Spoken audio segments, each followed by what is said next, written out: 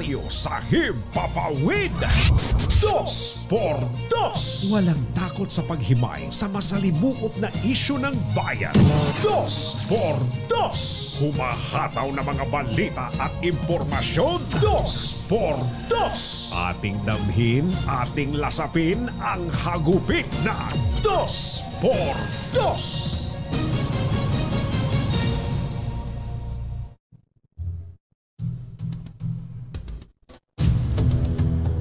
Yeah. Hindi ko wala pa pala akong sinasabi. Bumalangkas ang gobyerno ng mga plano upang mabawasan ng 35% ang bilang ng mga aksidente at namamatay sa mga lansangan sa bansa sa pagtatapos ng Marcos administration sa 2028. Inihayag ito ni Transportation Secretary Jaime Bautista matapos ang madugong aksidente o malagim na aksidente sa Antique na ikinasawi ng 17 pasahero ng Ceres bus na nahulog sa bangin. Sinabi ni Secretary Bautista na isa sa diskarte nila ay pag-ibayuhin ang edukasyon sa kaligtasan sa lansangan. Magaling yan. At tiyakin ang roadworthiness ng mga sasakyang demotor at ang mahigpit na pagpapatupad ng batas trapiko ng LTO. Ba't kaya 35% yung nasabi ni Secretary? Ba't hindi 33%? Hindi 37%. Hindi 40%. Sabi nga niya, doon sa binasa mo, yan diskarte nila. Nakikialam kayo. Kanya-kanyang diskarte yan. Nakikialam kayo ka. Batay sa datos ng DOTR, halos 1.3 milyong buhay ang nawawala. Tinatayang aabot sa 50 milyon ang nasusugatan na naitatala kada taon dahil sa mga aksidente sa lansangan.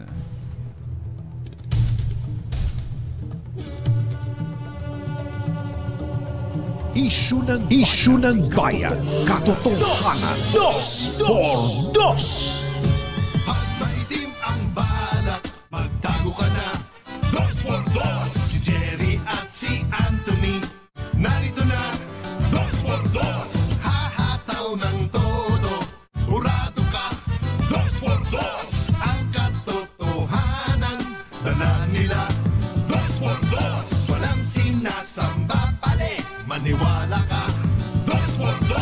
Hataw ng gusto, tol, umasa ka. 2x2. 2x2.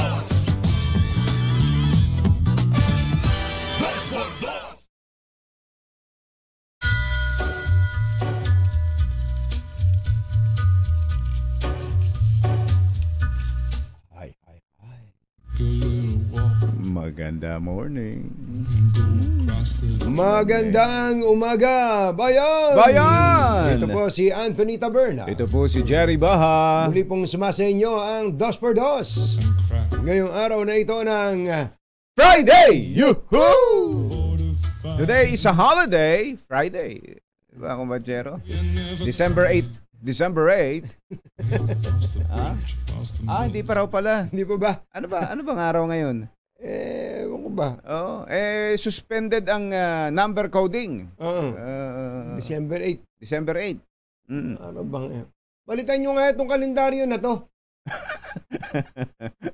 Itong bira. Alin ba dyan? Tinignan tuloy ni Mother. Mali ba? Hindi, January January ano?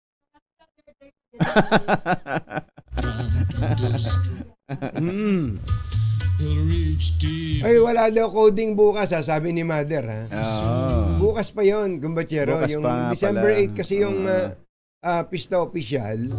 So, long weekend tayo bukas itong mula bukas. Saan ba lakad? Saan ba punta ninyo? Meron ba kayong na-schedule na kaagad? Naispatan nyo ba kaagad ang kalendaryo? Ayan.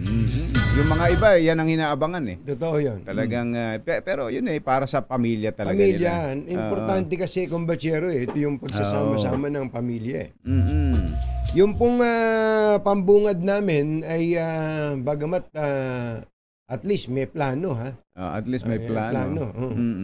At mukhang ang kailangan yata ng gobyerno ngayon, puro plano eh. Plano. Pero yan naman itong plano na yan na binanggit ni Secretary Jimmy Bautista, yan naman dapat talagang ipinatutupad. Dapat ipinatutupad dapat na ngayon. naman ginagawa yan Oo. Kaya natin, pero sinabi niya, ang diskarte nila paano?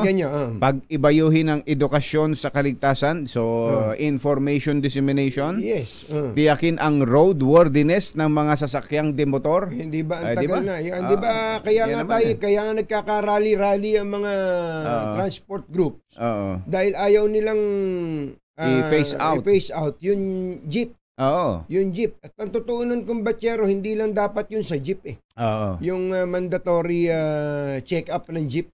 Sa lahat. Lalo na, yan ay hinihigpitan ng gusto sa mga public utility vehicles. Kapag pampasaherong sasakyan, dapat talaga super higpit ang pamahalaan dyan. Dahil special yan nakasalalay dyan ang buhay ng maraming pasahero. Di ba? At nakalagay nga dito, ang mahigpit na pagpapatupad ng batas trapiko. Yun. Sino ba ang gagawa nun? Sino ba ang magpapatupad yan? Gobyerno. Gobyerno din. DOTR din. Dahil nasa ilalim nila ang LTO. Totoo yung kumbatsero, hindi ito... At saka LTFRB. Ang totoo, walang bago dito eh. Sa sinabi ni Secretary Jimmy Bautista na to eh. Kaya nga takang-taka ko, ba't niya naisip yung 35%? Tsaka ba't sinabing bumalangkas ang gobyerno ng mga plano? Hindi ba ang tagal-tagal natin naririnig yung PMBIC ba o S? PMBIS. Yung Public Motor Vehicle Inspection Service. Hindi ba? Iyan nga yung naging bone of contention eh. Gustong-gusto ng gobyerno, ang tagal na, panahon pa ni Secretary Tugade, na i-check up. Yung dapat, comprehensive yung kumbaga sa tao executive check-up. Yun. Dapat, yun ang magandang termino doon. Dapat i-executive check-up ang lahat ng sasakyan bago marehistro. Sabi na, hindi, gastos lang yan. Ayun. Patay tayo yan. Dati kasi, yun yung dating ginagawa, yung smoke emission. Pero nga dahil sa dami ng, kasi nga, pag sinabing mausok ng isang sasakyan, problemado na ang makina nun. Sakit sa ulo. Kaya lang, hindi lang naman makina ang nagiging problema, hindi lang naman makina ang tinitingnan kung roadworthy ang isang sasakyan. Marami ang gulong, yung preno niya, yung transmission niya, lahat. At buong katawan niya. Kaya nga na-invento yung PMBIC. Iba-iba. Na naging bone of contention. Naulit. Hindi po ba mga kababayan? Ang gusto natin, smoke emission. Smoke emission, okay na yan. Tapos, smoke emission na non-appearance pa. Saka naman nakitang yun na nga talaga doon. Napakalaking kalokohan nun. Tapos pagka meron tayong mga nakitang aksidente, ano po ang nangyari? Nawalan ho ng preno Ayun. Hindi ho namin akala. Umalis ho naman ng garahe. Ayos po yan yan. Yun na nga. Talaga. Yun na nga po. Yun ang problema natin. Kaya babalik din dun sa gobyerno, sa ahensya. Tayo ba ang gobyerno ba kumbatsero ay matitigil sa paggagawa ng tungkulin nito pag may isa o dalawang pumunta sa opisina niya at sabihin, huwag niyo tutuloy yan. Susumbong ko kayo kay Tulfo. Ipapatulpo ko kayo. Tapos titigil na ng gobyerno natakot na. Kasi nga, ganun minsan ang gobyerno, kumbatsero Mas malakas patuloy si Senator Rapi Tulfo kaysa sa buong gobyerno Hindi ba? Hindi, sa totoo lang. Ewan ko kung napapansin niyo yun. Kasi, kay Senator Rapi Tulfo, sa Rapi Tulfo in Action, instant justice. Alam mong may nangyayari, ano gagawin niya? I-repair niya. Sa gobyerno din. Hindi po ba kailangan pang ganun? Hindi dapat ganun Ibang tatakutin pa para lang gumalaw, para magtrabaho. Napakasama po nun. Dapat ng gobyerno, tuloy-tuloy na nagtatrabaho. Tuloy, hindi yung public service, yung kanilang function ay tuloy-tuloy na umiiral at hindi yung babalangkas lang ng ang gobyerno ng mga plano para mabawasan ang aksidente sa lansangan ng 35%. Bakit 35%? Ayun na nga. Babalik na naman. Bakit 35% lang? Sige nga. Bakit hindi mo pa Total, i-target mo na ang 100% Exactly. para pumaltos man, konti lang. Mataas pa din. Parang, di ba, gusto mo, kahit sa exam naman pagka ikaw estudyante, ang target mo, mape-perfect. Hindi yung, sana 10 lang ang mali ko. Hindi. Dapat hindi ka mag-iisip na may mali ka. Dapat nga, perfect ang score. Ganon, bayaw. Ang mga kumpansyero ng bayan, Katunying at Ka-Jerry. 2 por 2. Let's move and get it on. May nag-hunger strike daw dyan sa Kamara. Yung dalawang detainee doon ay sinabay habang sila ay naka-detain, nag-hunger strike. Ito lang sina Badoy tsaka si Eric Celis. May nagko-cover ba sa kanila habang sila nandun sa loob ng... Meron siguro, kaya gano'n. Okay naman yun. Maganda sa kalusugan yan. Oo, maganda sa kalusugan yun. Lalo na't sa tingin ko naman, medyo malaki-laki ng konti si Ka-Eric. Ate Kari ba? Ano ba alam ni Miss Badoy? Lorraine.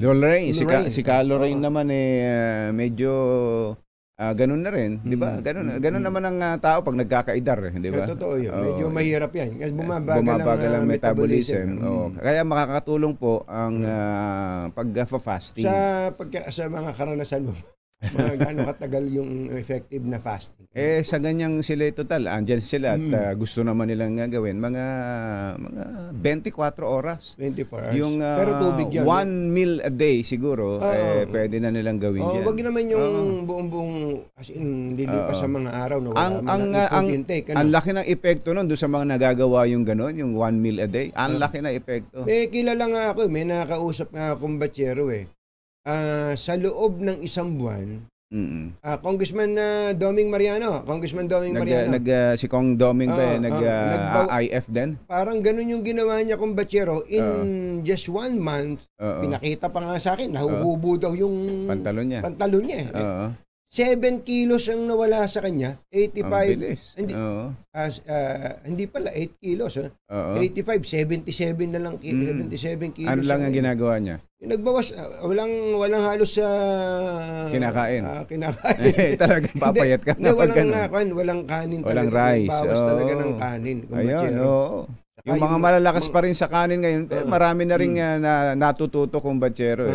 Yan tungkol sa kanin. Kaya hindi na natin dapat na pinoproblema ang bigas Hindi na natin dapat pinoproblema ang kanin. Dahil yan sugar po talaga masama sa kalusugan. Kapag sobra-sobra. Pag sobra-sobra. Masarap naman talagang kumain. Sa totoo lang. Kaya nga ang business model ng Mang Inasal, kumbatsero, ay ginagaya na nga ng iba dahil sa only rice. Yung only rice. Pero sa totoo lang mga kababayan, yung kanin talaga. Kasarap-sarap mang kainin yan, lalo na kung meron kang sausawang manghang. Kahit na ang ulam, bagong lang sa kasili. Nako, kakain ka nun. Diba, talagang pinagpapawisan ka, nakataas pepa mo. Pero ako kasi subok ko kumbatsero. Kakakain ko ng permi isang bandihadong kanin ng tinitira ko sa Nueva Ecija.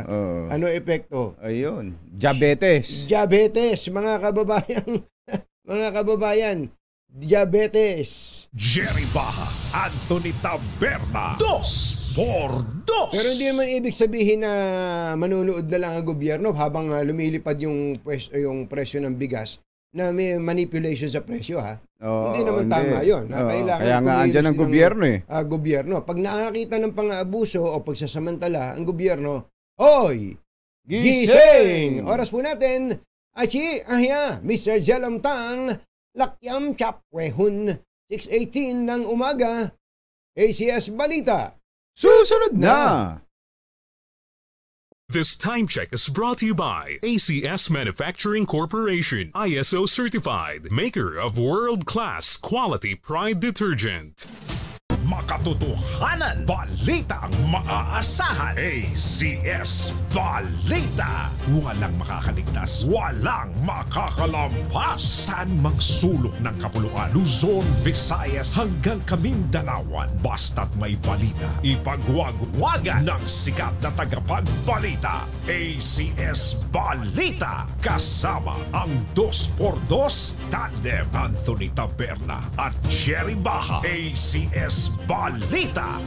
Ang programang ito ay hatid sa inyo ng ACS Manufacturing Corporation, ISO Certified, maker of world-class quality Pride detergent.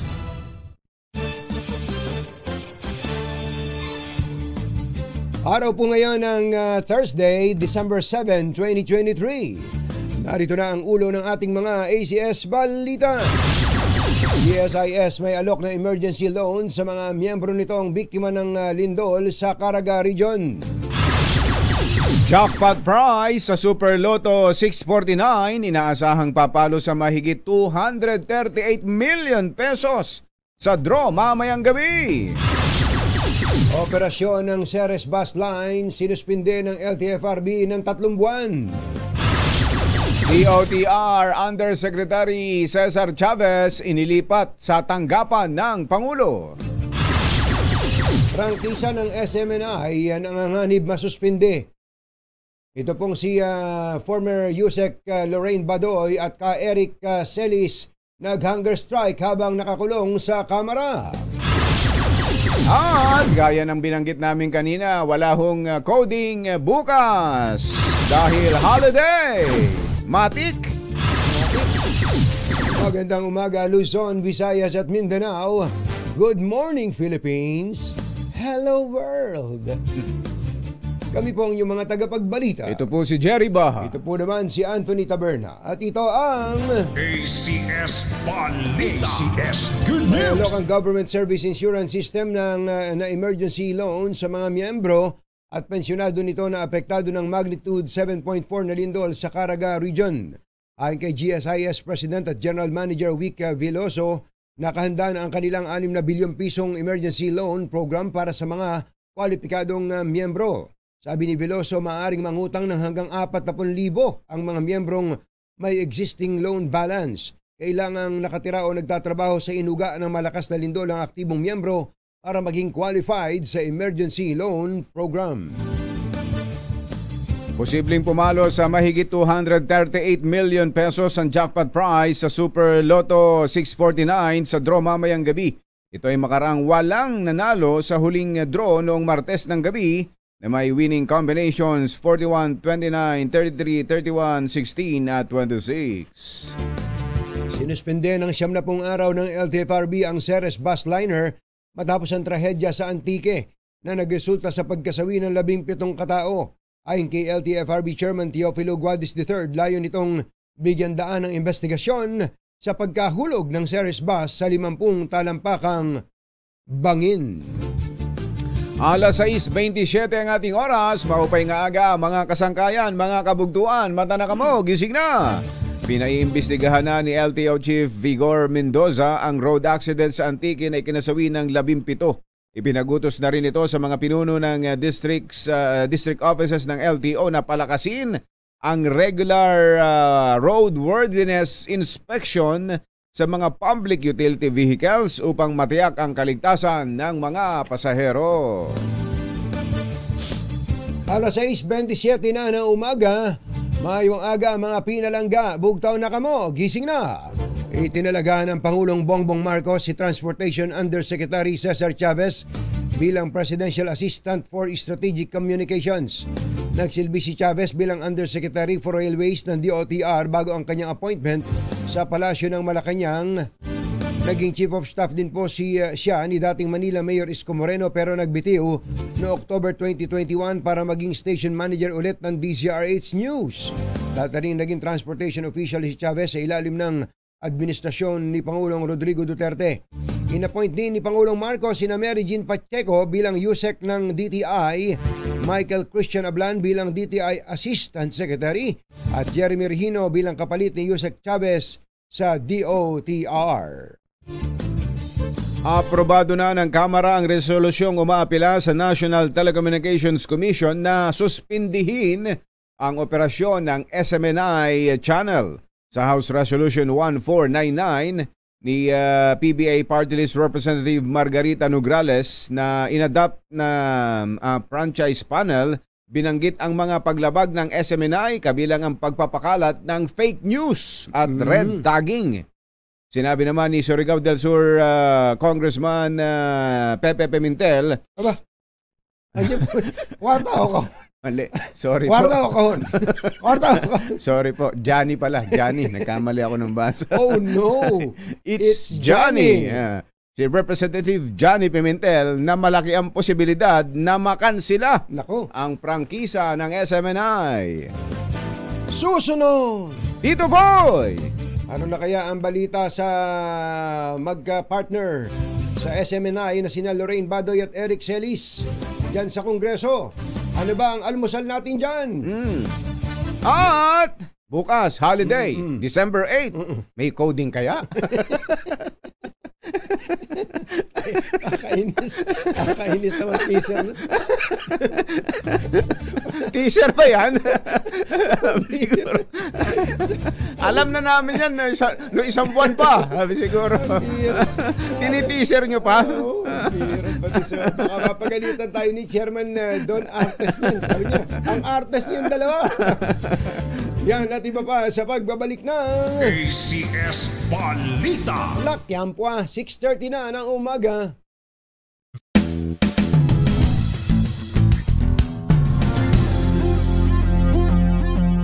Dos por dos, tandem Anthony Taberna at Jerry Baja. ACS Balita.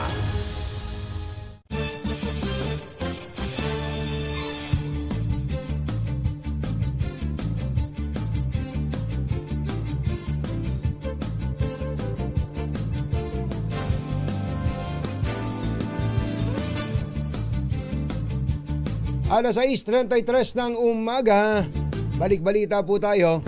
Nagsagawa ng hunger strike ang mga nakontempt na SMNI anchors na sina Lorraine Badoy at Eric Celis habang sila ay nakakulong sa batasan pambansa. Git ni Badoy at Celis, malinaw na hindi SMNI franchise ang target ng hearing, kundi ang patahimikin sila na mga kontra sa CPP, NPA, NDF. Yung pala yun. Diba ang pinagmulan nun yung gasto sa biyahe? Ba't napunta sa CPP, NPA? Kung kasi sila, ang advocacy kasi nila ay laban sa NPA. Siguro ay, alam mo na, nag-iisip ka, bakit kaya umabot sa buhay ko? Siyempre, lahat maiisip mo na. Diba? Sa bagay, yun naman kainaman kapag ikaw ay nasa isolation, makakapag-reflect ka kung batyero, maiisip mo yung kung ano yung mga, ano ba, saan? Matatanong mo, saan? Saan ako nagkamali? Pero yun kung gusto mong tanggapin yun, kaya ka reflection yung sinabi. At kapag ando na siya sa isang lugar, matatanong naman niya, dito ba? Dito ba? Dito ba? Dito ba? Oh, dito ba? Di ba? Yun ang yun ang positibong reflection. Positibo. Ayan, pero kapag naman meron kasing reflection na ganun na ginigipit ako ng gobyerno na to. Hindi ba sinabi ni VP Sara na agreement with the devil? Ayun, siguro. Ayun. Sinuportahan ni Speaker Martin Romualdez yan. Yun ang dahilan. Kaya talaga tayong dalawa. Kaya tayo nandito sa Kongreso. Nakakulong tayo. Dahil sa tayo ay tutol sa NPA at gusto naman nila makipag-usap sa NPA. Huwag tayo kumain. Yun ang problema kapag nagkaganon. Kahapon nga, di ba, nakausap natin yung tagapagsalita ng AFP. Mga sundalo mismo ang gustong matigil na. Yung kung sino mismo yung nakikipaglaban, nakikipagbakbakan sa mga NPA, sila mismo yung hindi yung nanonood lang, hindi yung nakakita lang ng pamilyang nawalan ng tatay o nawalan ng nanay dahil sa bakbakan ng NPA, kundi sila mismong nakikipagbakbakan ang nagsasabi, makipag-usap tayo. Ituloy na natin ang pakikipag-usap. Tandaan nyo, pagka nakarinig kayo ng kwento ng mga sundalo, mga kababayan, yung bang nakita mo na sinabugan ng landmine o kaya binaril lang walang kalaban-laban yung isang sundalo. Tapos makakarating yung pinaka-commanding officer doon o kaya yung battalion commander o platoon leader nila. Dadamputin niya yung kanyang kasama. Makikita niya, mamamatay sa kandungan niya yung kanyang tawon. Yung kanyang body. Gaano kasakit yun, higi nga. Gaano kasakit. Pero ano sabi ni Colonel Medal Aguilar Cumbachero? Sabi niya, kami napapagod na rin. Masakit na mawalan, mamatayan ang kasama. Pero sila rin, yung kabilang side, namamatayan din. At siyempre, habang nagbabakbakan, siyempre, nagngangalit ang magkabilang panig. Pero pag napawi na ang usok, marirealize din nila na, Pilipino natin, tayo nagpapatayan. At saka tatanungin mo, ba't ba tayo nagpapatayan? Ayun. Ano ba gusto natin? Hahatiin ba natin ang bansa? Ito na, hatiin na tayo ha. Ito, NPA ito, Pilipinas to. Kaya gusto nila, sila mismo gusto ay hindi itinitigil ang mapayapang pamamaraan ng pagkakamit ng kapayapaan. Tayo namang mga meron lang, nanonood-nood lang. Hindi! Mahilig tayo manulso. Hindi! Huwag kausapin yan! Walang yayaan. Mga ganon. Dahil meron lang tayo. Meron lang tayo. Siyempre. Pero sa totoo lang, meron naman talaga tayong mga opinion. Pagka inisip mo kung gaano ka, halimbawa, kumbachero, yung merong isang development project sa isang bayan, merong pinadalang heavy equipment doon. Tapos hihingian nila ng revolutionary tax. Tapos hindi nagbigay. Pasasabugin yung heavy equipment. Tapos yung cell site na kaganda-ganda, nagkakaroon na ng komunikasyon sa isang lugar. Pag hindi nagbigay, pasasabugin yung tore ng kuryente. Tore ng kuryente. Ano pa? Yung bus. Bus company na nagdadala yung bus ng pasahero sa mga lugar na sulok-sulok. Pag hindi nagbigay, susunugin. Talagang magagalit ka. Kaya lang, kapag ka nagsawa ka, pag napagod ka, lalo na kung leader ka, napagod ka, suko mo na, hindi, patayan na lang tayo, ubusin natin yan. Akala nyo ba hindi manganganak yan? Pagka naubos yan, tingin nyo ba, ubos talaga? Babangon at babangon. Kaya talagang importante dito kung batyero, yung pangmatagalan. Yung patience, yung pagtitimpi, yung paghihintay, yung maayos, may kakayahang kang maghintay ng isang mahabang proseso, yung hindi ka nawawala ng pag-asa na magkakaroon ng peaceful resolution itong problema natin sa insurgency. Totoo yung sana hindi natin overnight mababago yung isip ng bawat isa, pero pag tiningnan mo yung kabuuan, mga kababayan, pag tiningnan natin yung kabuuan, nakakapagod to. Yung mga NPA mismo, pagod na yan. Yung ibang mga NPA, may mga pamilya din yan. Iniiyakan, may mga nauulila din po yan.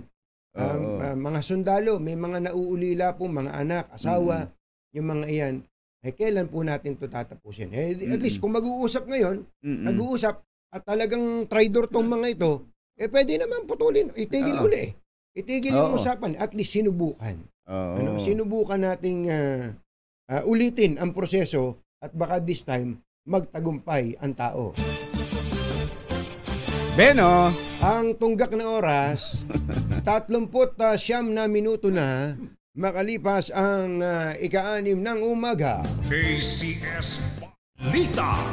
Bukas ipinapaalala sa inyo ay suspendido po ang number coding December 8 dahil sa non-working holiday. Ayun, basta yun na lang. Huwag na natin pahabain yun. Tama na yan. Basta pwedeng bumiyahe bukas ang lahat ng mga sasakyan kahit na yung mga nakaschedule sanang walang biyahe bukas dahil holiday.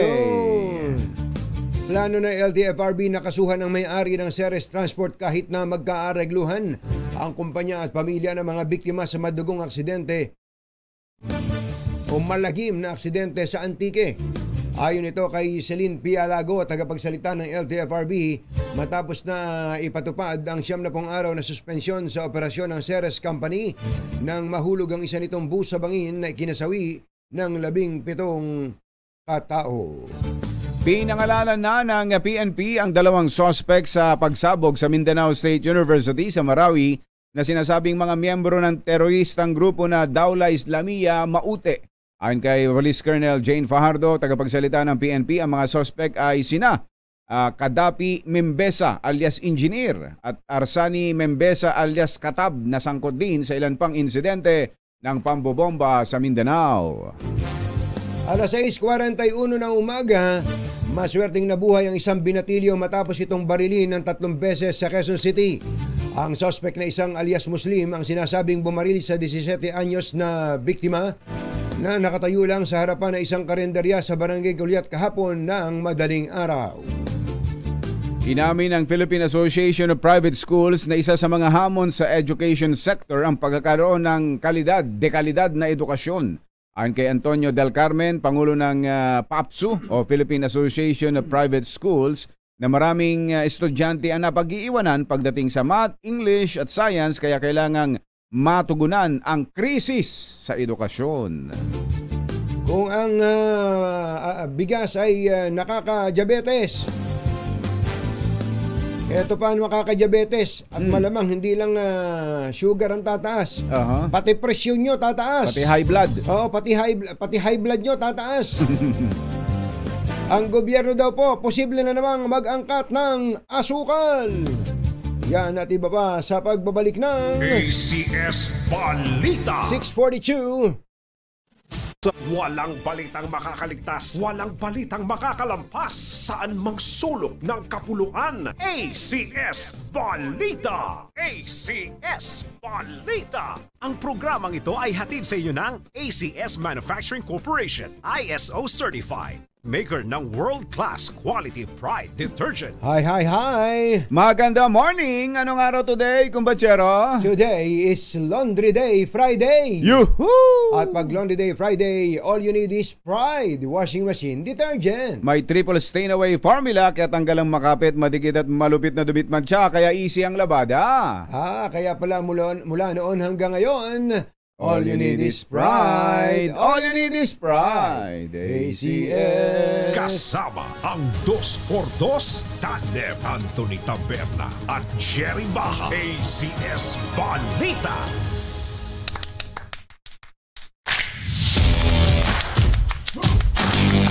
Come on! Ang isa pa nating pina-follow up ay ang tungkol sa pagbagsak ng isang aeroplano sa Isabela. Isabela na naman, ano? Isabela, yung kabundukang bahagi ng Isabela, kumbachero. Naispatan na yata yung Piper plane. yung wreckage, pero hindi pa nararating yung site mismo. Andito na ang update mula kay RH25, Grace Ansano. Coming, Grace! Jerry, ngayon ay ika-5 araw na sa isinasagawang search and rescue operation. At nito ngang nakalipas na araw, nagpadala ng karagdagang rescue team ang Incident Management Team o IMT sa crash site.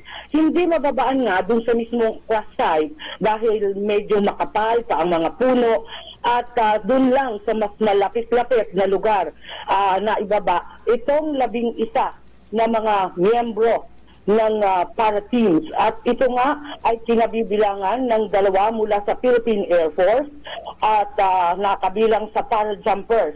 4 na rescuers mula sa Provincial Disaster Risk Reduction and Management Office at mula naman ang 5 sa Bureau of Fire Protection. Nila ibinaba ang Top Sokol helicopter ang 11 rescuer sa paanan ng bundok kung saan malapit na sa pinangyarihan. Ang pangyayaring ito ay maliban dito, may karagdagan pa na ground search na grupo patungo pa rin sa lugar at ito ay mga naglalakad. Inaasahang ngayong araw ay posibleng marating na ang site. At dahil nga sa makapal pa ang ulap, gayon din sa medyo may manakanakang mga pag-uulan, nahirapan din itong mga rescuers sa pagtungo sa site. So ngayong araw, inaasahang magkakaroon ng maganda ng development itong sinasagawa ng IMT. Yan ang ating follow-up report Ito si RH25, Grace Vera Sansano, tuloy-tuloy sa pagbabalita, tuloy-tuloy sa serbisyo, sama-sama tayo, Pilipino. ACS Balita. Sana naman may buhay, kumbachero. Oo, kailangan natin ng mga milagro ngayon, mga himala. Ang sakay nun dalawa lang, isang yung piloto, tas may kasamang isa pa. Oo. Pero nakita nyo naman kung gaano ano itsura ng kagubatan, Oo, tindi. So kaya hirap na hirap ang ating mga rescuers na puntahan. Pero ngayon, sana maganda balita habang lumilipas ang oras sa araw na ito. 6:48 ng umaga, Engineer Tony Nanggel, 12 minutes bago ang alas 7 ng umaga. Posibleng umangkat ang pamahalaan ng 200,000 metriko tonelada ng asukal sa susunod na taon. Ayon kay Agriculture Secretary Francisco Tiu Laurel Jr., maaari pa itong mabago kung walang magiging adverse weather condition sa bansa. Sinabi ng kalihim na hindi kailangan ng Pilipinas na mag-import ng sangkaterbang asukal dahil sapat naman ang supply sa merkado. Hindi! Pero kailangan. Sa datos ng Sugar Regulatory Administration, higit 506,000 metric tons ang physical refined stock hanggang November 12, doble sa supply sa parehong period noong 2022. So possibility. Ang sinasabi ni Secretary, may possibility na mag-angkat ng 200,000 metric tons, pero pwedeng hindi matuloy pwedeng ito. Hindi. Basta walang parang paghahanda lang kung merong adverse weather condition. Ayan, kaya magtipid-tipid tayo Magtipid sa asukal. Ako, hindi na ako Total aasukal ngayon sa kon Itong iniinom naming kape dito. Pagkapait-pait. Ay, napakainam sa diabetes nito. Kaki coffee. Kaki coffee. Salamat sa kape. Inaalala niya ang kalusugan natin. Kaya talagang hindi na nilalagyan ng asukal. Kala ko nga, abdo nilagay niya rin. At sa ating sports balita, matapos ang 7 taon, bumangon at inangkin ng De La Salle Green Archers ang korona ng UAAP Men's Basketball Tournament. Itinakas ng Green Archers ang 73-69 panalo laban sa UP Fighting Maroons sa Game 3 sa harap ng mahigit sa 25,000 manonood sa Smart Araneta Coliseum. Romatsada si MVP Kevin Kembao ng 24 points kasama ang 3 free throws sa dulo ng 4th quarter para selyuhan ng Archers ang kampyonato. Ang split ni Kembao ang nagbigay sa Lasal ng 71-67 bentahe sa huling 5 segundo ng laro. Unang nanalo dito, UP, di ba? Lampaso, 30 yata lang. Noong second game, bumawi ng 22 ang Lasal. Tapos ngayon, nadali. Ay, nako. Panalo na, corona na. Naging bato pa. Ayan. Yan ang basketball talaga. Yan ang basketball. Hindi, saka mahirap yung maunahan ng ng confidence. Oo, pagka sumobra medyo, isipin mo, hindi lang paso may kalaban mo ng 30. Kaya kami nung dating naglalaro pa kami. Hindi namin pinagmamayabang pagka inilalampaso kami ng kalaban. Tahimik lang kami. Yan po ang kabuuan ng ating ACS Balita. Ito po si Anthony Taberna. Ito po si Jerry Baha. ACS Balita. Jerry Baha at Anthony Taberna sa 2x2 sa DZRH. 6:51 in the morning.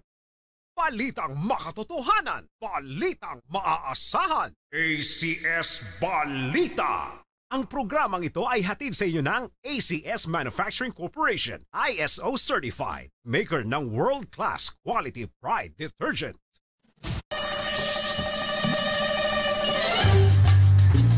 Isa sa pinakamalaking topic talaga ngayon, kumbachero. Kahit na pangalawang araw na mula nung ilabas niya yung kanyang statement, ay ito pong sinabi ni VP Sara na hindi dapat na ituloy ang pakikipag-usap pang kapayapaan sa sa CPP, NPA, NDF because that statement from Oslo, Norway, sabi niya, is an agreement with the devil. Is an agreement with the devil. Isang kasunduan sa Diablo. Meron sa na mga kayang, Diablo. Meron na kayang sumunod na pangyayari dyan sa pagitan ng OVP and ng Office of the President? Ang ginagawa ngayon, kumbatsero, ng Office of the President, ng Malacanang, ng Presidential Communications Office, ay pinipresenta nila sa publiko kung ano yung rationale ng pagpasok ng pamahalaan sa exploratory talks with NDF, CPP, NDF, NPA, NDF. So, ano ibig sabihin nun? Pinapaliwanagan nila si VP Sara. Huwag kang chill ka lang, parang gano'n, chill ka lang.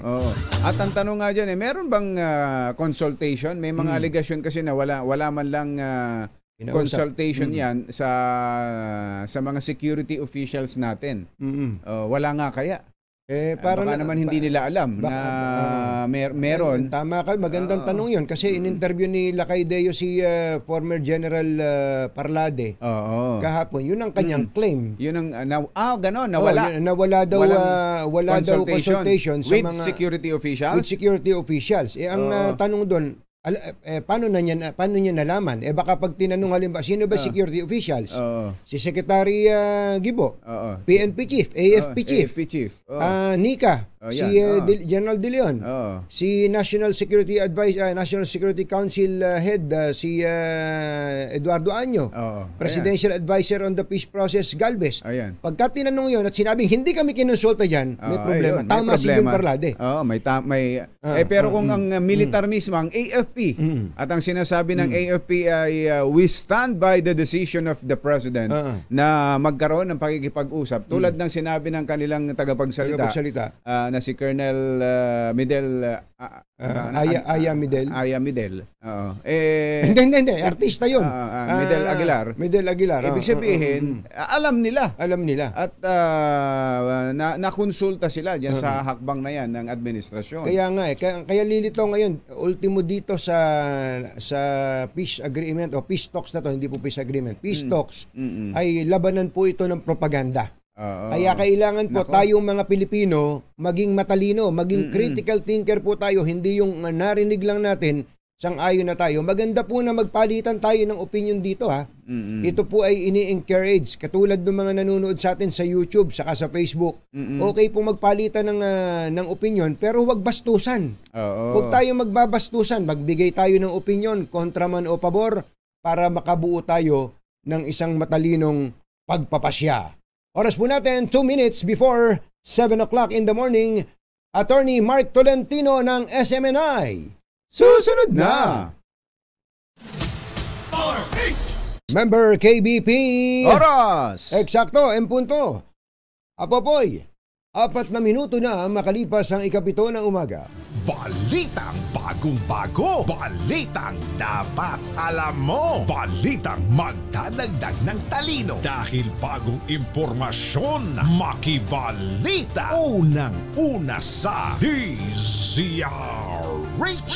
Pangunahing balita. Kasama ang 2x2 tandem nina Anthony Taberna at Jerry Baha. Sa ulo ng ating mga pangunahing balita, isa sa Marawi bombing suspect na si alias Engineer, graduate ng MSU. 11,000 pulis ikakalat sa Metro Manila sa panahon ng holiday season. Pangulong Bongbong Marcos nasa mabuting kalagayan sa day 3 ng kanyang isolation dahil sa COVID. Publiko pinag-iingat sa love scam.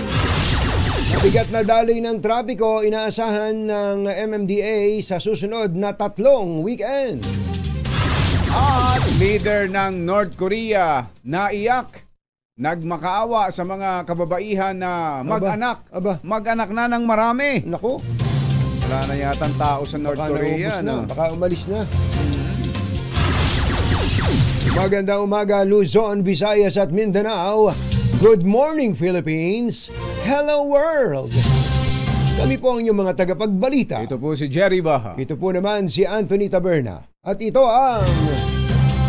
Pangunahing balita. Kausapin natin, kumbachero, ang legal counsel ng Sunshine Media Network International o SMNI, si Attorney Mark Tolentino. Attorney Mark, magandang morning. Magandang morning. Si Katunying po at saka si Ka Jerry. Attorney. Hey, good morning. Good morning, Ka Jerry and Tonin Taberna. Opo, kumusta po kayo, Attorney?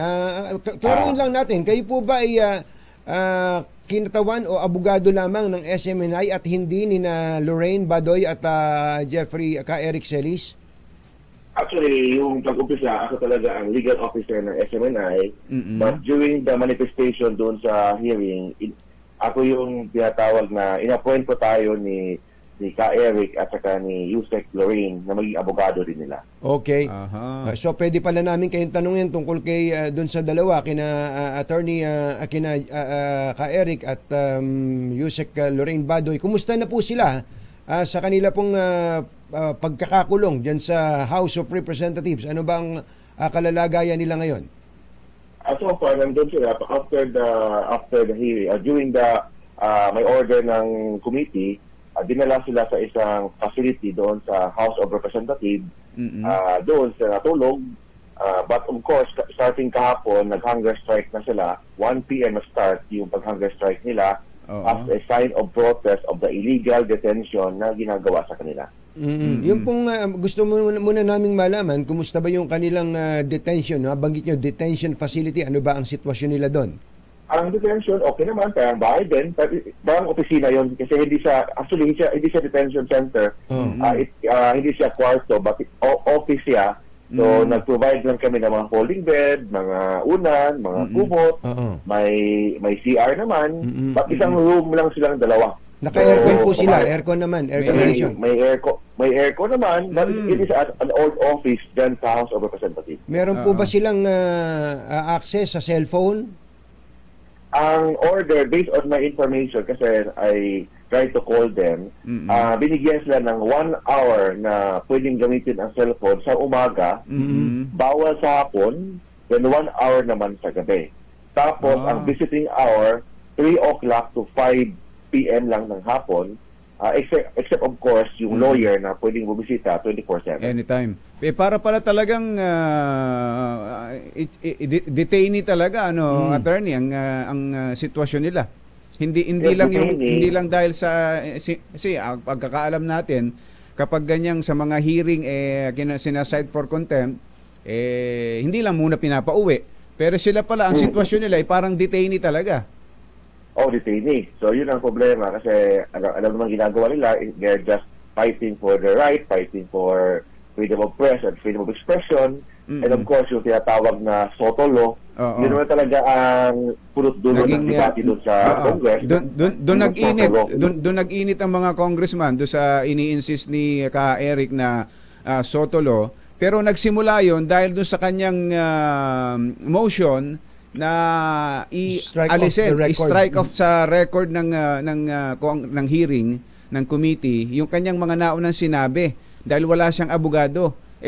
Kala ko kayo yung meron silang abogado at kayo pala yon. Actually, no, day 1, yung first day ng hearing, bawal silang patabihin sa amin. Okay. Malayo sila sa ibang sides sila. Wala talaga silang abogado. So that's why yung ginagawa ni Ka Eric nung day 1 of the hearing, wala siyang peer na kasama, na mag-advise sa kanya. So naniwala kami sa side namin that there's violation of the right to counsel ng witness. Wala pa kayo noon? Wala pa kayo nung time na yon? Nandun ako, but ayaw nila akong patabihin sa kanila. Binawalan kayo ng Kongreso na tumabi sa kanya kay Ka Eric? Yes, binawalan akong tumabi sa kanila, ako at saka si former Congressman Rolex Suplico, bawal daw kaming tumabi sa kanila. So that's why nag-testify sila na walang abogado. And second, hindi sila nag-move for the striking of the records sa testimony nila. But it was just a request kasi hindi naman sila congressman na pwedeng mag-move. Request lang yon, but of course, depende sa mga congressman sa request ni Eric, but ang ginagawa nila, lalong uminit yung ulo nila. So we believe another violation sa ating saligang batas na yung tinatawag na yung mga resource persons' rights should be respected. Klaro po yan sa ating saligang batas. Yung po bang, attorney, yung po bang pinapa-strike off the record na sabi nyo nga hindi motion kundi request lamang ni Ka Eric, ano po bang masama doon? Ba't gusto niyang ipatanggal sa record ng Kongreso doon? Yun. Gusto niya patanggal sa record sa Kongreso kasi yung lahat ng statement niya, wala siyang kasamang abogado. So, naniwala siya na na-violate yung kanyang constitutional right to counsel kasi hindi niya alam kung ano yung pinagsasabi niya doon. Baka ma-violate yung tinatawag na right against self-incrimination niya, yung provisions ng SOTO law na violate. So, hindi niya alam yun kasi nga walang abogadong tumabi sa kanya. In fact, they tried to call me out to ask the committee na pwede bang ako tumabi sa kanila. Ayaw kasi daw masikip na doon sa kabila. So sabi ko, ako lang mismo ang tumabi sa kanila o sila mismo ang tumabi sa akin kasi may bakante pa naman na upuan. Sabi naman ng mga congressman, bawal din yan. So it very clear na yung right to counsel nila na violate. Meron ho bang particular siyang nasabi doon sa first hearing na gusto niyang ipabura sa record? Kasi si Ka Eric magaling matalino, magaling magsalita. Mas magaling pa nga sa abogado pag pinakinggan mo Parang abogado. Parang abogado magsalita. Pero meron ho bang particular na statement siya na gusto niyang bawiin at gusto niyang ipabura? Anong particular 'yon? Actually, hindi naman walang particular na statement, but yung lahat ng statement. Gusto niyang baguhin ang statement niya na may kasama siyang abogado. Kung tama yung sinasabi niya, ulitin niya, basta may kasama siyang abogado. Hindi siya komportable na yung mga pinagsasabi niya nung panahon na yun, na pressure siya, pinipilit siya, na wala siyang kasamang abogado. Ang gusto lang niya, kung may tama yung sinasabi niya sa first hearing, ulitin niya sa second hearing, basta may kasama siyang abogado. Meron po ba siyang sinabi doon that incriminated him? Sa alam ko, yes, mayroon. Second, na nasabi niya, but of course, hindi naman yung detail, yung source. Sa source. So, nasabi niya na Senado daw, lalaki daw. So, naniwala siya that is really in violation na sa SOTO law. Kasi nakalagay mo sa SOTO law, mandatory naman ang nakalagay. Absolute na bawal ibigay yung information ng media. Of course, may exception lang doon. Pag may court order, may committees, may Senate order, Congress, in case there is a national security. If it involves national security. Pero attorney, wag naman tayong magbulahan yung diretsuhan. Ano po yung nag-incriminate sa kanya nung first hearing na sinabi niya na kasama sa gusto niyang burhin? Ang gusto niya burhin, based on my information sa last namin usapan, kasi nung nakulong siya, pinuntahan ko talaga sa kulungan. Kasi ano ba talaga ang gusto niyang burhin? Sabi niya, lahat gusto niyang burhin. But of course, may mga importante. Una, yung source. Yung source na sabi niya na taga Senado. Senado daw, lalaki daw. Violation yan na tinatawag na right to counsel. Kasi nga, walang counsel siya, SOTO law, nabayad niya SOTO law. So, yun talaga ang detailed na gusto niyang burahin. But of course, gusto niya lahat. But ang pinaka-importante, yung statement na sinabi niya na hindi dapat sabihin niya kasi may tinatawag tayong SOTO law. Okay. And of course, napilitan siyang sabihin yon na walang kasamang abogado. Deprived siya ng right to counsel. Okay. Na ilang beses niyong binanggit yung SOTO law na yun din yung ini-invoke ng inyong kliyente. Pero kahapon, ang sabi ho ng chairman ng Committee on Legislative Franchises, si Congressman Gaston Bunting, hindi daw ninyo pwedeng i-invoke yon dahil hindi naman siya legitimate na journalist. Hindi raw covered si Ka Eric ng SOTO law. Sa amin, hindi naman, with due respect to the good congressman, ang congressman na yan, wala naman siya authority to interpret the law. It's only the court that has the authority to interpret the law. Ang power naman ng Congress is just to make law. So kung basahin niyo po yung batas na yan, nakalagay po doon na wala mang specific yung tinatawag na accredited. Anong accreditation? Anong body ang mag-accredit ng mga media? When you say KBP is just it is just a private organization. Hindi naman mandatory na lahat ng mga media personality member ng KBP. In fact, may mga malaki mga media establishments na hindi naman member ng KBP. So, hindi naman ka magiging it will stop you being a media kahit na hindi ka member ng KBP. So, I think mali yung stand namin, of course, with all due respect to the good congressman, ang stand namin, mali yung interpretation ni Congressman. Attorney, si Eric po ba, ano ba ang kategory niya? Kayo tatanungin ko bilang isang learned individual. Siya po ba ay isang journalist? Yes, matatawag natin na journalist yan. Ang kanyang katrabaho ngayon, ang kanyang profession ay bilang journalist? Yes, journalist po siya. In fact, may program po siya, nagbibigay siya ng mga opinions. Yung ginagawa niya, hindi naman news yun eh. Yung program ng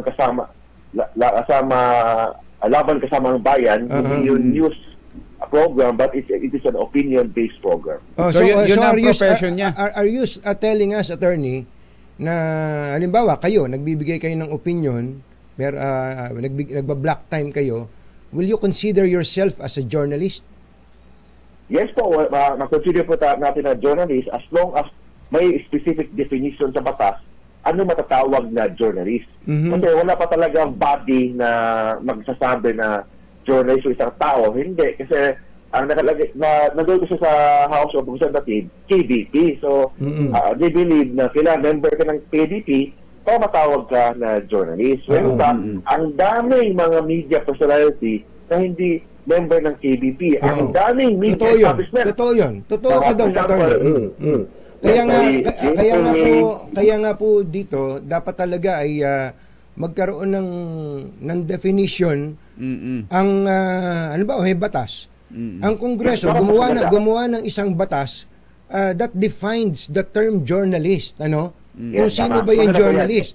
And at the end of the day, halimbawa ay makarating sa husgado to, ang husgado merong magiging batayan sino ba ang journalist. Kasi katulad ko, kumbatsero, pagtatapat ko sa inyo, ako member ako ng KBP pero hindi ko alam, na-expire na yata yung ID ko sa KBP. Kaya nga sa particular point na yan, I would like to agree with you, attorney, na dapat ay magkaroon ng tamang malinaw na definition sa journalist. Kasi ang nakalagay dito sa batas, by the way, yung SOTO law po ay in-expand na, no? Ito po ay in-amend na ng Republic Act 1477. Yung SOTO law ay Republic Act number 53, 1946 pa yata ito. 1945. Dati. Tama lang. So ito po ay in-amend na ng 1477 at ang nakalagay po doon ay ganito. Sa Section 1, without prejudice to his ability under the civil and criminal laws, any publisher, owner, or duly recognized or accredited journalist, writer, reporter, contributor, opinion writer, editor, columnist, manager, media practitioner. Kapag media practitioner, kumbatsero, hindi mo naman pwedeng sabihin, journalist yun eh. Diba? Kasi very broad yung sinabi ng Kongreso nung batas na to eh. Pero may binanggit na accredited. Accredited. Kaya anong body ang mag-accredit? And wala nga tayong bar exam o board exam para maging media man. Di ba, attorney? Tama. Yung KBP, hindi naman yung government agency. It is just a private organization. Optional lang na maging member ka o hindi. Ang daming mga media personalities na hindi member ng KBP. So tama lang talaga na kailangang magkaroon na ng i-clarify na yan. So we agree with Anthony Taberna na dapat may batas na your government agency na mag-accredit ng mga media personality, mga journalists, para at least maging professional na talaga ang mga journalists at media personality. Attorney, i-clarify ko lang bago lang ituloy yan. Doon daw sa unang hearing, binanggit daw ninyo na you were not representing Celis and Badoy. Totoo ho ba yun? Yes, totoo. Totoo yan kasi we were not hired by Celis and Badoy at the time. Kasi SMNI lang. We are the legal officer of SMNI. So okay lang talaga na hindi kayo katabi dahil hindi naman pala, you're not representing him pala eh.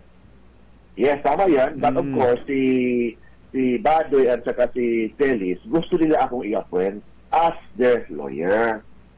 So, ang lawyer kasi, hindi naman kung abogado ka sa SMNI, hindi ka na pwede maging abogado ni Pedro. Hindi ka na pwede maging abogado ni Maria, ni Celis, ni Badoy. As long as the client has trust and confidence with the lawyer, pwede pa rin nila kang kuning abogado. Which yun ang sinasabi ni Celis na gusto nila akong kuning abogado, but hindi na daw pwede. So yun ang nagpakata ako, bakit hindi pwede na ang to be a lawyer to a client is based on trust and confidence, and only the client will decide kung sinong gusto niyang kuning abogado. Tama naman po kayo doon. Pero ang tanong po natin doon, ito, sagutin nyo nga po ito kung totoo o hindi. Ito po bang si Ka Eric nagsabi ng hindi totoo under oath nung first day? Based on, to the best of my knowledge, kasi I cannot say yes or no because may mga pinagsasabi siya na wala akong personal knowledge. Okay? That's why, in fairness naman sa lahat po ng mga televiewers natin, to the best of my knowledge, alam ko, nagsasabi siya ng totoo. To the best of my knowledge. So, nagsasabi siya ng totoo, ibig sabihin, yung sinabi niya no first day, na nagkamali siya at nag-apologize siya. Yun po ba yung totoo? Ang pag-apologize niya, that's why kailangan niyang hindi very specific kung anong in-apologize niya. Hindi klaro. That's why, nung after the investigation on the day 1, on the day 2, sa program niya, I think may ginagawa siyang clarification kung ano yung ina-apologize niya. Kasi nag-apologize siya, tama yan, but hindi klaro kung ano talaga ang ina-apologize niya. Yung sinasabi ba niya na nagtatanong siya na 1 billion, yung the way he acted sa Congress, or yung nasaktan ang mga congressman sa kanya. So, hindi natin alam kung anong ina-apologize kasi very general statement yung sinasabi niya during the day 1 of the hearing. So, sa inyo ba? Sa inyo ho ba, ano sinabi niya, anong paliwanag niya, anong ina-apologize niya? Para malaman na natin. Based sa information ko, kasi nag-usap kami after the hearing, nag-dinner po kami, on the day 1. So sabi niya, yung ina-apologize niya, hindi yung pagtatanong niya. Ang ina-apologize niya, yung kung nasaktan man ang mga congressman, doon siya nag-apologize, but hindi niya inurong yung statement po niya. So, tama po ba yun? Up to this moment, he continuously insists that na 1.8 billion ang ginastos ni speaker, ang budget ni speaker sa biyahe. Yung stand namin, at hindi lang stand namin, based ginagawa ni Celis, hindi siya nagsasabi ng 1.8 billion. Kung hindi, nagtatanong lang po siya. That's why we are requesting the Good Committee na i-play yung USB. Nadala po namin yung video para makita ng taong bayan officially. Yes, piniplay na po yan sa SMNI, but mas maganda, makita ng taong bayan kung ano ba talaga yung pinag-usapan. Ano ba talaga subject of the investigation? Yung 1.8 billion na sinasabi, ano ba talaga yon? Statement ba talaga yon o tanong? That's why we're requesting the Good Committee na i-play yung video. Pero attorney, pare-pareho naman tayong matatanda na rin naman tayo. Alam mo naman natin kung ano ang reason. Saan naman dadamputin yung 1.8? Halimbawa, sinabi ko sa inyo, attorney, totoo ba na ikaw ay nagnakaw ng ganito? Alam mo naman nating that's play of words lang eh. Alam mo naman natin yun eh. Pagka nagbanggit ka ng 1.8 billion, you must have something that bakit 1.8 hindi 1.7? May basis, meron kang basis. Kaya nga meron siya sinabing source niya eh, di ba, attorney? Yes, but of course, gusto niyang, kahit gusto pa niya sabihin ng source, mag-violate naman yung SOTO law. That's why, kailangan natin tibang-tibangin anong gagawin talaga niya kasi gusto niya sabihin, paano sabihin yun, mabait yung SOTO law, wala na maniwala sa media, sa mga source nila kung lahat pala. Hindi, nagkakaintindihan tayo ng attorney. I think we are settled with the SOTO law thing. So, ngayon, yung number 2 reason ng Kongreso for citing him in contempt was his disrespect and arrogance. Kayo po ba sa tingin ninyo, ako napanood ko lang kasi wala ako dun napanood ko lang yung video how would you describe the behavior of your client? Yung day 1 or the day 2? Yung day 2. Because naging client yun naman siya day 2 na go ahead po. Yes. Day 1, naging client ko na sana siya, but of course, hindi ako pinaggawa yung obligasyon ko bilang abogado. So day 2, at least tumabi na siya sa akin. Yun yan. So clear yan. Yung day 1, hindi kami magkatabi. Day 2, magkatabi na kami. So yung sinasabi ni Ka-Eric, yung pagwala niya, kung nagwala man siya. How would you describe the behavior of your client towards the representatives po? Of course, yun yung tinatawag na react lang siya sa violation niya. So, of course, masaktan siya. Hindi natin masasabi kasi pwede sabihin ko na mali, pwede sabihin ko hindi kasi reaction yun sa nangyari sa karapatan niya. So, may kumpo yun, may depensa kayo doon sa reaction niya lang yun, gano'n. So, reaction na yun. Hindi yun pa being disrespectful of the committee, attorney? Kung may disrespect man, it was not intentional. It was never intentional on the part of Ka-Eric. Tumatayo pa po kasi siya, parang pasensya na kayo, tumitingin siya sa camera. Sabi niya, sinabi niya, kangaroo court. Pangalawa, sinasabi niya, something to the effect na, ito yung pinapakulong ako, ganon. Pero reaction na yun kasi yung tao na may iba, natakot, kung ikulong ka dyan, kaya naman, ibang reaksyon niya, hindi siya natakot. Kung hindi, lalo siyang naggagalite or nagagalit. So wouldn't you consider that disrespect and arrogance? Ang disrespect or arrogance kasama Anthony, yes, maybe may ganun, but ay naniwala po kami na it was just a reaction sa nangyari sa kanya. So, hindi intentional yun on the part sa Congress. Okay. So, ano next move ninyo, attorney? Next move namin, of course, we will study for ano yung mga proper remedies na gagawin. Maybe we will file petition for certiorari, habeas corpus, para at least to the Supreme Court. Yun ang next move natin. And hopefully, makalabas na siya and magpasko siya sa kapilya niya. Okay. One last point, attorney. Ang sabi po ni Congressman Tambunting nung na-interview po namin kahapon, dalawa ang kanilang naiisip na dahilan kung bakit ayaw sabihin ni Ka-Eric. Imagine, nag-offer pa ang Kongreso ng closed door session. Normally, kahit na if it involves national security, normally, under normal circumstances, pumapayag ang mga bisita o resource persons na magsalita in closed door session or in executive session. Pero ayaw ni Ka-Eric. Ang sabi po ni Congressman Tambunting is that, number one, talagang bigatin yung source niya kaya ayaw niyang banggitin. Or, number two, wala naman talaga. Inimbento lang niya yung kwento na yon. What is your reaction? Opinion po ni Congressman Tambunting yan, but naniwala kami na absolute yung SOTO law.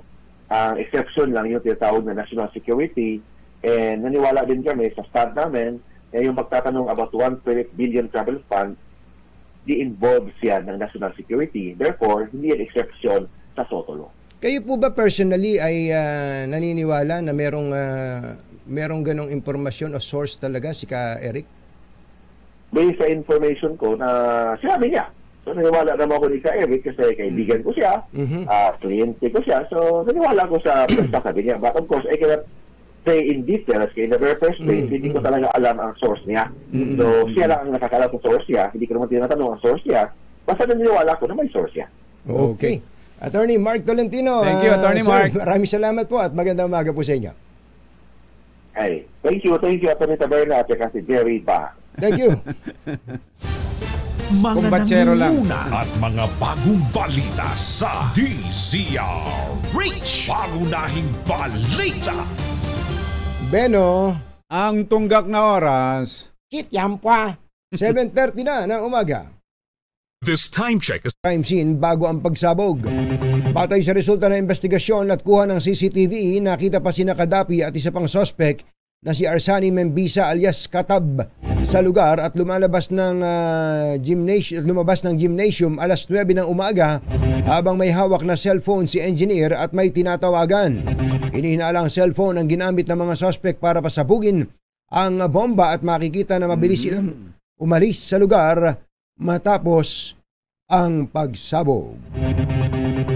Samantala, magpapakalat ang PNP ng mahigit sa 11,000 pulis sa Metro Manila bilang paghahanda sa panahon ng Kapaskuhan. Iniutos ni NCRPO Director Major General Jose Melencio Nartates ang deployment ng mga pulis sa mga simbahan, mall, palengke, pangunahing kalsada at terminal ng mga pampublikong sasakyan. Inatasan din ni General Nartates sa mga commander ng police districts sa Metro Manila na magpatupad ng maximum police visibility sa panahon ng 9 na araw na simbang gabi. Naka-heightened alert ngayon ang PNP sa buong Metro Manila kasunod ng nangyaring pambobomba sa Marawi. Nasa maayos na kondisyon ang Pangulong Bongbong Marcos sa ikatlong araw ng kanyang isolation matapos madali ng COVID-19. Ayon kay Presidential Communications Office Secretary Cheloy Garafil, nagsagawa pa si Pangulong Marcos ng isang teleconference kahapon. Nakatakdasan ang dumalo ang Pangulo sa National Jail Decongestion Summit sa Maynila, pero kinatawan na lamang siya ni Executive Secretary Lucas Bersamin. Una nang tiniyak ng PCO na gagampanan pa rin ng Pangulong Marcos ang kanyang trabaho kahit na naka-isolate. Lumipat na ang ilang illegal na POGO operators sa love scam at iba pang uri ng online scam na nauuso ngayon. Ayon sa Cybercrime Investigation and Coordinating Center, mayroon silang teorya na karamihan sa mga naluging POGO nung pandemya ay ginawa na lamang scam hubs ang kanilang mga opisina.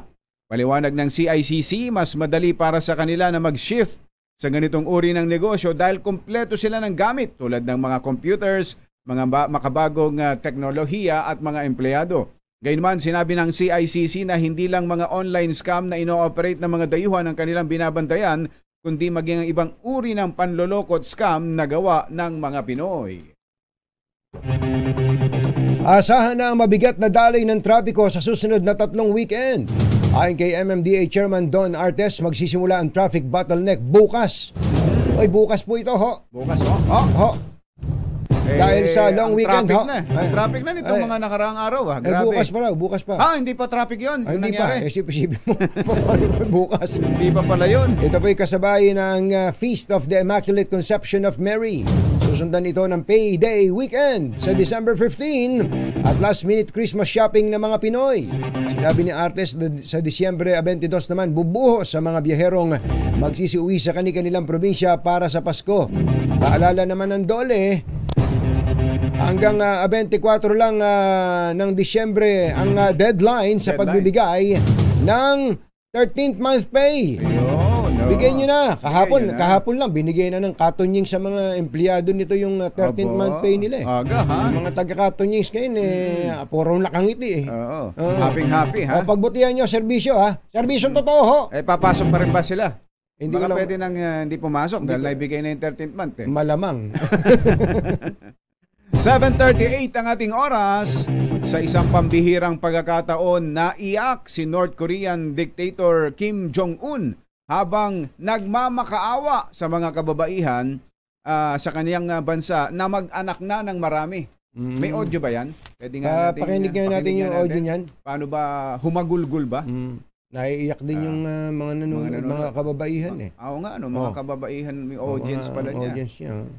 Paano naman mag-aanak pa ba yung ibang maiidar na yung mga ipinakita dun? Yung mga nasa harap niya. Oo. Sa video, makikita na pinupunasan ng panyo ni Kim Jong-un ang tumutulo niyang luha sa harap ng libo-libong kababaihan sa National Mothers Meeting sa Pyongyang. Ayun, mga mother nga pala yung mga yon. Nakiusap si Kim sa mga ito na pigilan ang mabilis na pagbulusok ng birth rate sa North Korea upang mapalakas ang national power nito. Sa datos ng South Korea government, bumaba sa 1.79 ang fertility rate sa North Korea noong isang taon mula sa 1.88 noong 2014. Magunitang may kabi-kabilang birth control programs ang North Korea noong 1970s at 80s para kontrolin ang paglaki ng kanilang populasyon. Susunod! Tito Boy! Kung marami daw po ang naghihiwalay sa showbiz, sino naman itong aktres na gusto nang pakasalan ng kanyang boyfriend na congressman? Si congressman, marami. Yung actress ang gusto. Hindi, yung congressman ay gusto nang pakasalan yung kanyang actress. Mabuti naman. Mabuti naman kung gano'n. Yan at iba pang balita sa pagbabalik ng Pangunahing balita. 7:40. This time muna at mga bagong balita sa DZRH. Pangunahing balita.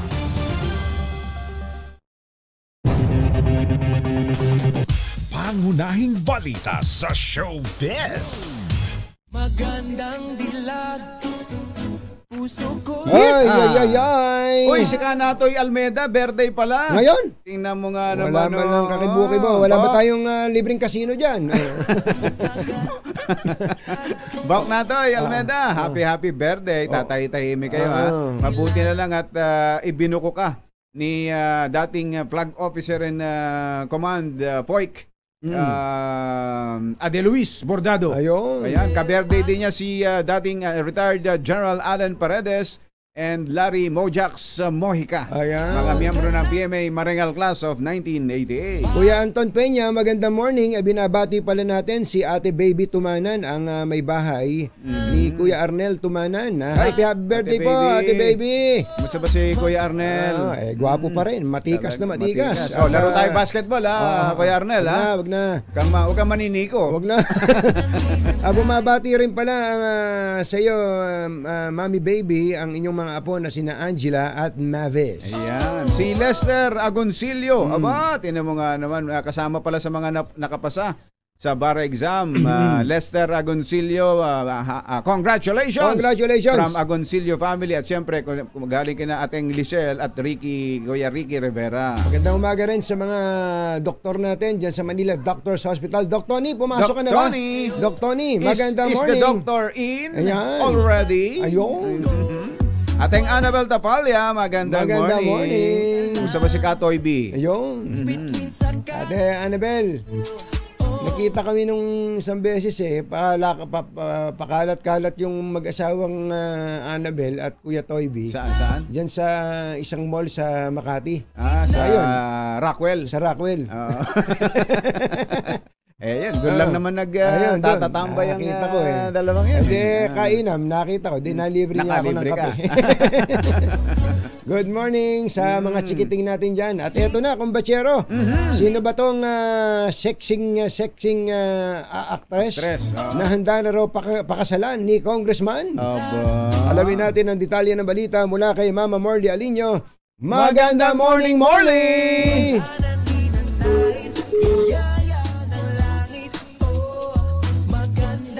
Hey, Mama Morley. Maganda morning.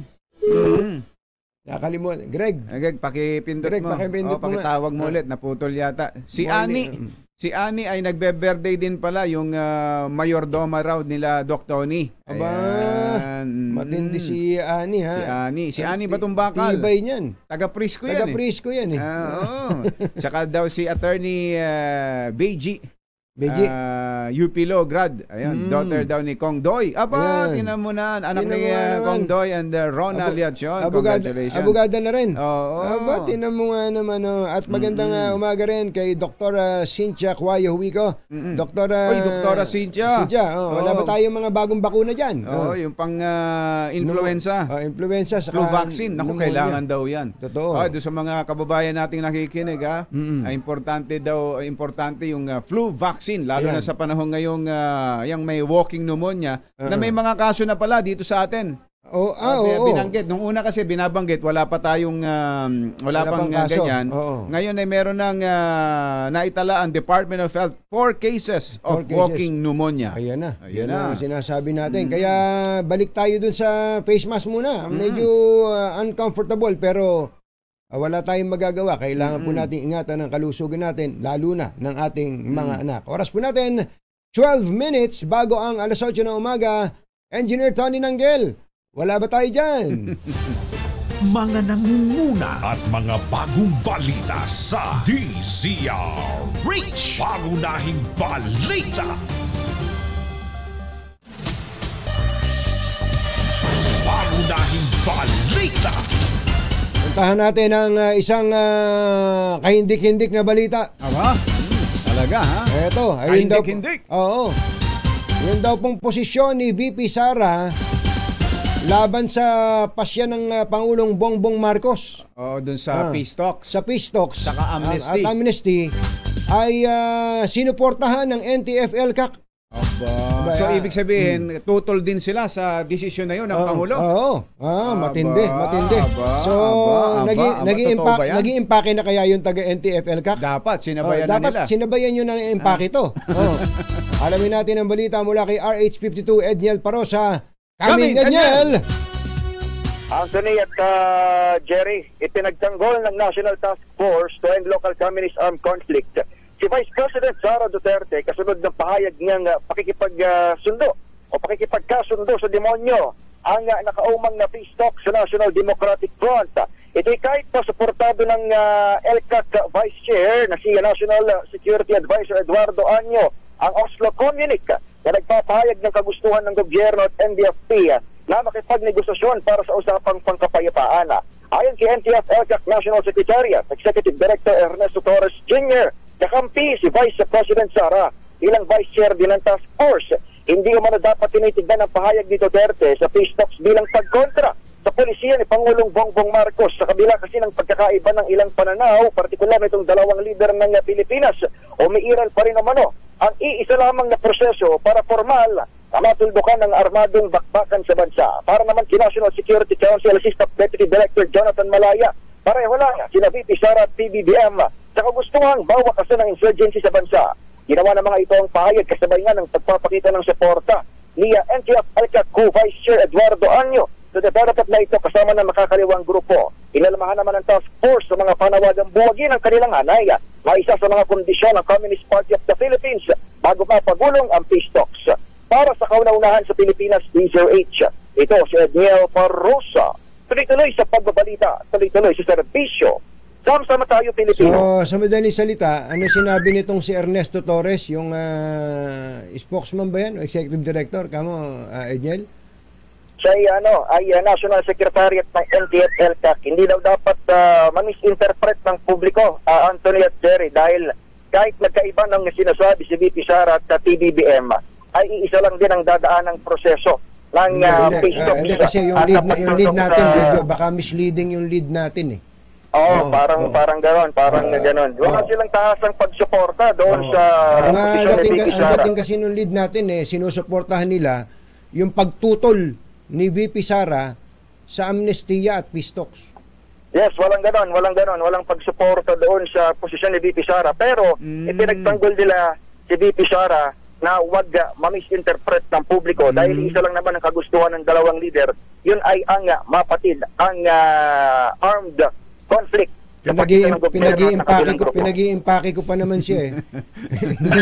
hindi naman pala ganun yung sinabi niya. Oo, baka naman medyo pinagagaan lang nila yung naging epekto nung salita ni VP Sara. Correct. Dahil nga naman magkaroon ng division or kumbaga paghihiwalay ng mga opinion, lalapat parehas na marami ang supporters. Pero ito Edniel, ang gusto nating makuha mula sa mga security officials natin, totoo nga bang walang consultation na ginawa bago inilabas ang desisyon na yan na ibalik ang peace talks at bigyan ng amnesty ang mga rebeldeng komunista? Yun ang itanong natin diretso doon sa mga top security officials. Sabagay si General Año nagbigay na statement. Yung iba pa.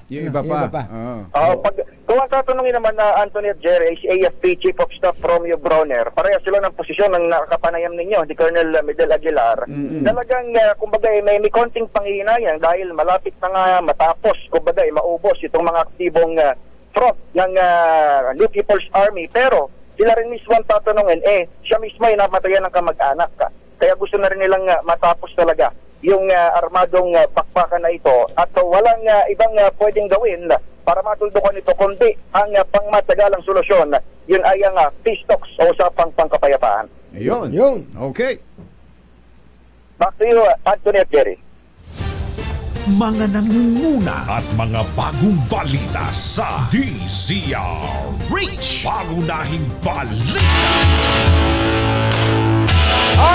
Ang tanong, ano ang almusal ngayon? Nagugutom na kami ni Jerry. Si Ka Eric, wag niyo na silbihan ng pagkain, ha.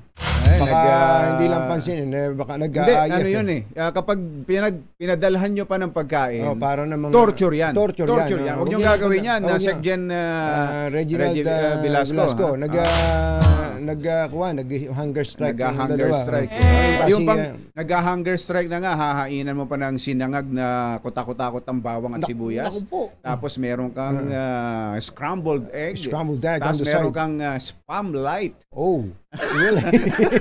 Spam light na makapal ang pagkakahiwa. At saka merong longganisang kabanatsuan. Naku po, At saka pritong tuyong may kaliskis. Baka mapatakbo si Ka Eric na, tara na nga, kain na tayo! Ito po, gusto lang nating sabihin na ito pong nangyayari ngayon sa Kongreso in relation to SMNI at kay Ka Eric at pati kay Lorraine Badoy, dapat po nating bantayang maigi, no? Tayo po kasi ay nabiktima na rin ng fake news Maraming beses. Ang sakit po na nasa receiving end ka ng fake news. Lalo na yung akusasyon na walang katotohanan na masisira pamilya mo. May iba pong biktima ng fake news, nagpapakamatay pa. Talaga? Nagpapakamatay pa. Kaya po puksain natin ang fake news. We cannot invoke or use the SOTO law o our constitutional right of freedom of expression, etc. sa pagkakalat ng kasinungalingan. Ang pinaka-importante lang dyan, para magawa nyo yan, be responsible. Be responsible. Kung talagang kung media anong gusto nyo sasabihin, kung kinikilala nyo sarili nyo, kayo ay broadcast journalist, be responsible. Be responsible. Because you will be accountable sa bawat lalabas sa iyong bibig. At ngayon, tulad yan, damay pati istasyon. Ang latest po ay inaprubahan na ng committee ng House ang isang resolusyon na nag-uutos sa NTC na suspindihin ang broadcast ng SMNI. Bye! Happy weekend! Woo! Damdaming bayan! Susunod na!